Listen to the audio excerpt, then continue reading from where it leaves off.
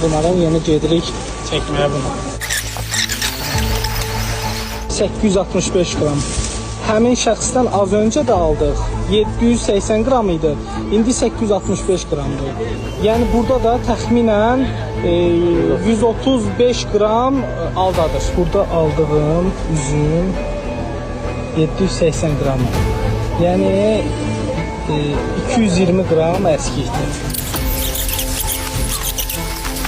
Təxminən 60 qram da bu əskikdir.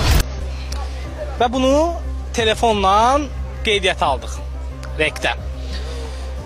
Tərəzidə bizi aldadanlar da oldu, dürüst davrananlar da. 1 kilogram üzümün yerinə 780 qram üzüm verildi bizə. Şaftalı aldıq, 60 qram əskik. Digər üzümü aldıq, 135 qram əskik. Bir satıcı bizə ümumilikdə 350 qrama yaxın tərəzidə aldatdı. İndi yaxınlaşırıq həmin xanıma görək, tərəzisi mi səhvdir, yoxsa qəsdənmi belə eləyir? Getdik. Hər vaxtınız xeyirli olsun. Az öncə sizdən üzüm aldım. Bəli. Əskik vermiş. Niyə? Əksik olmaz. Yaxınlaşdır zəhmət olmasa. Keç bu tərəfə. Gəlin bura. Gəlin bura. Zaten burada oynayır bu tərəzi. Bu tərəzi oynayır, baxın. Görürsünüz. Oynayır. Üzümüzü biz çəkmişik, hər şey rekdədir, qeydiyyat alın. Bir dəqiqə, özüm çəkəcəm, narahat olmayın. 600 olar, nə olmaz qoyur. Neçə qramdır? Baxın, 860-855 qram. Ehtiyac yoxdur üstünə qoymağa, biz çəkmişik çəkdiyimizi. Niyə aldadırsınız xanım cəmaatı? Qaçırır. Niyə aldadırsınız?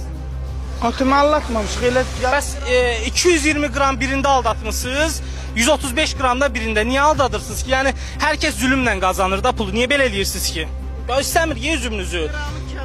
Ehtiyac yoxdur. Bunu siz özünüz qabaqcadan eləməliydiniz. Qiymətlər 1 manat 50 qəpikdir, bir 3 manat vermişik ümumilikdə sizə.